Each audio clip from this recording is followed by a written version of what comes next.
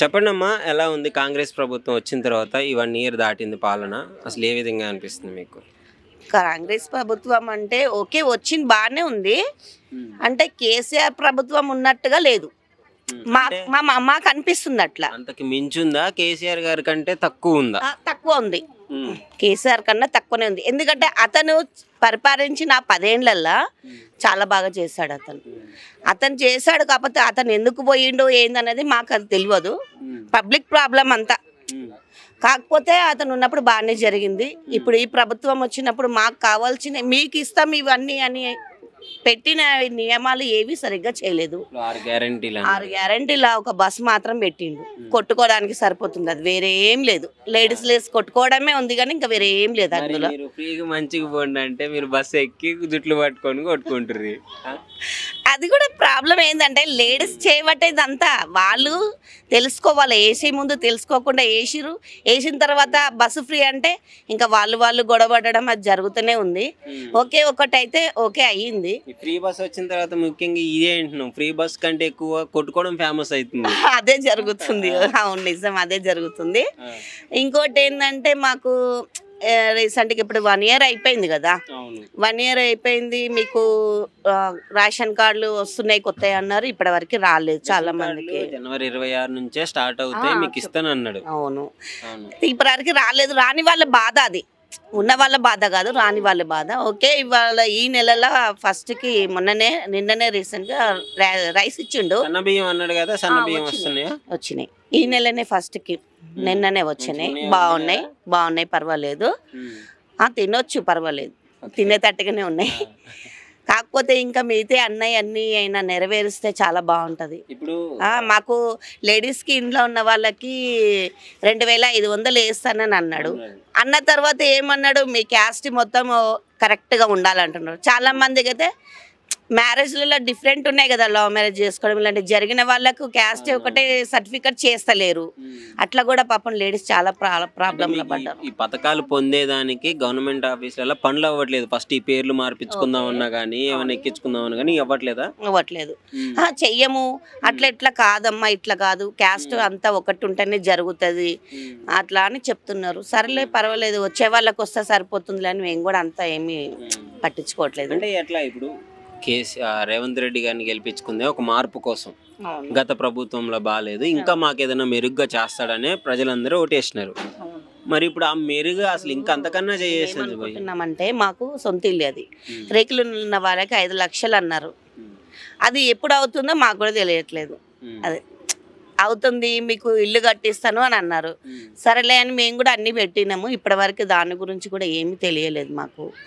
ఇప్పుడు double bedroom అని అంటే సిటీలో చాలా మందికి రాలేవు. అక్కడక్కడ ఇల్లు ఇచ్చినాం అందరికి అని చెప్పేసి చెప్తున్నారు కదా. మరి ఇక్కడ చాలా మందికి రాలేదు. ఇప్పుడు మీతో మాట్లాడిన పెద్ద ఆవిడ ఆ ఇంట్లో రెంట్కి ఉంటుంది. ఆవిడ ఆ ఇంటి కోసం వెయిటింగ్ లో ఉంది. ఇప్పటి వరకు రాలేదు. ఆమెకి ఎవరు అప్లై చేసిందంటే పాపం రాలేదు అంటుంది. ఆమె బాధ అది. అప్లై చేసినందుకు రాలేవాడు. వస్తే బాగుంటది కదా, రాలేదు. ఈ ప్రభుత్వం ఉన్న వరకల్లా ఈయన ఎంత తొందరగా పనులు చేస్తే అంత బాగుంటుంది. నెక్స్ట్ అనేది ఆయననే అన్నది ప్రూఫ్ చేసుకోవాలి. ఆయన ఏవైతే ఇస్తా అన్నాడో పథకాలు అవన్నీ కంప్లీట్గా ఇచ్చేస్తే ఆయననే వస్తాడని మేము కూడా అనుకుంటాం. అంటే రేవంత్ రెడ్డి గారు వచ్చిన తర్వాత ఈ హైడ్రా అని ఇల్లు అని దాని గురించి మాకు చాలా ప్రాబ్లం వస్తుంది. మాది ఇప్పుడు కాల్వ సైడే ఉంది కదా, హైడ్రా ఉండడం వల్ల మాకు చాలా ఇబ్బంది కూడా అయిపోతుంది. అది ఎప్పుడు ఇంకా రాలేదు, మాకేం రాలేదు. ఏమో చెప్పలేము ఎప్పుడు వస్తాయో ఏమవుతుందో అనే ఒక భయం అయితే ఉంది మాకు.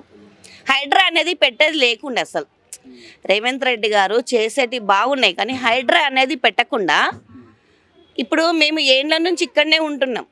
ఆ తాతల కాలం నుంచి ఉన్న ఇల్లు వచ్చి మేము కూలగొట్టేస్తామంటే ఎవరైతే ఒప్పుకోరు కదా. అది నేను అనేది ఏంటంటే హైడ్రా అనేది తీసేయాలి. అది కంప్లీట్గా తీసేసి పేద ప్రజలు ఉండని వదిలేసేసి వాళ్ళకంటే ఏమైనా పథకాలు అన్నారో అవి కంప్లీట్గా ఇస్తే చాలా సంతోషం మాకు. అంటే ఇంకా అప్పుడే అయిపోలేదు పాలన, ఇంకా చాలా ఉంది. 3 సంవత్సరాలు ఉంది, ఇంకా 3-4 సంవత్సరాలు ఉంది. ఇప్పుడు 2.5 సంవత్సరాలలోనే పాలన సరిగ్గా కాలేదు. ఒకటి అయ్యింది అంతే మాకు తెలిసింది. ఏది ఖాళీ బస్సు మాత్రమే అయ్యింది, రైస్ ఒకటి. అదైతే కామనే. ఇప్పుడు కేసీఆర్ ఉన్నప్పుడు కూడా ఇచ్చిండు మాకు. కాబట్టి ఇప్పుడు ఒక్కటే అయిన దాని కిందకి వస్తుంది మాకు అది. అయితే ఏమంటారు ఇప్పుడు, అంటే ఇంకా ఏమైనా నమ్మకం కరెంట్ ఉందా? ఒకటి అయింది, ఒకటి బస్ అయింది అంతే. ఇప్పుడు మాకు కంప్లీట్గా అన్నీ అయినా నెరవేర్చాలి.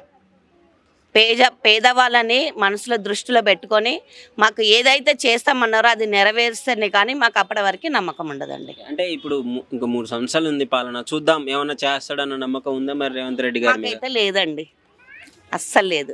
ఇదైతే నిజం చెప్తున్నాను, లేదు. ఎందుకంటే చేయాల్సిన వాళ్ళు ఎప్పుడో చేయొచ్చు, ఇంత 1.5 yearలోనే చేయలేదు, ఇంకా 3 సంవత్సరాలు చేస్తాడు. ఇప్పుడు ఉన్న వాళ్ళు ఏమంటారు అంటే కేసీఆర్ గారు మొత్తం అప్పులు చేసి లక్షల కోట్లు వెళ్ళిపోయిండు, ఇప్పుడు మీకు ఏదైనా చేయాలంటే ఆ అప్పు అడ్డు వస్తుంది, ఇంకా వేరే వాళ్ళు అప్పు ఇవ్వట్లేదు అని చెప్పేసి రేవంత్ రెడ్డి గారు మాట్లాడుతున్నారు. అప్పు చేశాడని ఆయన వచ్చిన తర్వాతనే తెలిసింది, కానీ అంతకుముందైతే మాకు కూడా తెలియదు కదా. ఇప్పుడు ఈయన కూడా చేస్తుంది అదే పని కదా. ఇప్పుడు మా ఇండ్లు కొల్లగొట్టడానికి ఆయన అప్పు తేయడానికి బయటకు వెళ్తున్నాడు అంటే మరి ఆయన కూడా అదే పని చేసిండు కదా. ఆయన కూడా అదే చేసిండు, మా గురించే చేసిండు. ఇప్పుడు ఈయన కూడా మా గురించి అప్పు చేస్తున్నాడు. అప్పు చేసిన రావట్లేదంట, దొరకట్లేదంట బయట. దొరకపోవడమే బెస్ట్, యాక్చువల్గా దొరకకపోవడమే చాలా బెస్ట్ నాకు అట్లా అనిపిస్తుంది. ఎందుకంటే మా ఇండ్లు మాకు ఉంటాయి సేఫ్గా, మేము కూడా సేఫ్గా ఉంటాము. అట్లా మేమైతే అదే అనుకుంటున్నాం, దొరకందే చాలా మంచిది. మొత్తానికి రేవంత్ రెడ్డి గారు సక్సెస్ఫుల్ సీఎం అయ్యారంటారా లేదంటే ఫెయిల్యూర్ సీఎం అంటారా?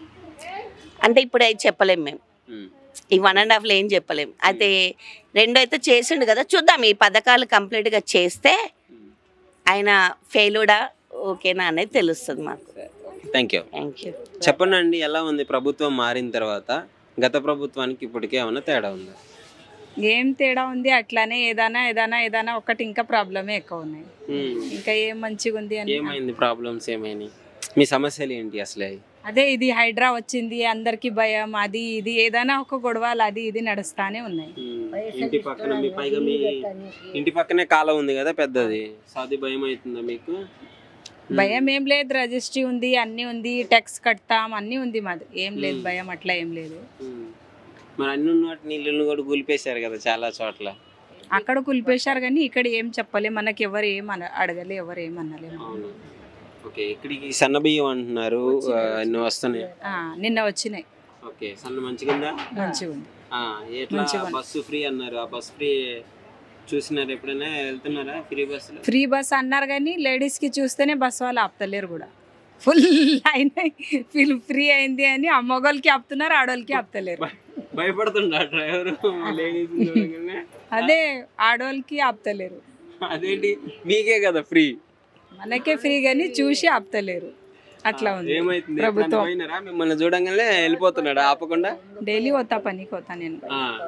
సో ఫ్రీ బస్ మీదే వెళ్తారు మీరు, కానీ దొరకడం ఇబ్బందిగా ఉంది. ఇబ్బంది, ఆటోకే ఎక్కువ పోతున్నాం, కొట్లాటాలు ఉన్నాయి, బస్సు నిండి పోతుంది, బస్సులు కూడా ఆపుతలేదు. డ్రైవర్ కండక్టర్ కూడా చిడిపిడి చేస్తున్నారు ఆడోళ్ళకి చూస్తేనే. చిట్పట అవుతున్నారా? అంతే. ఎందుకు? అదే ఫ్రీ అన్నంగా వాల్యూ ఇస్తలేరు ఆడోళ్ళకి. ఓకే, సార్ మీకు ఇప్పుడు రేవంత్ రెడ్డి గారి హయాంలో ఇట్లా మహిళలకి, ఇంట్లో ఉన్న మహిళలకి 2500 ఇస్తా అన్నారు. సో ఇట్లాంటివి ఏమన్నా వస్తున్నాయి? రైతు భరోసా కానీ, రైతు బంధు కానీ ఇట్లాంటివి ఏం లేవు. 2500 కూడా లేవు, రైతు బంధు అది కూడా లేవు, మనకు కులమే లేవు, ఏం లేవు. ఉన్న వాళ్ళకి ఎవరికన్నా వస్తుందని చెప్పినారా?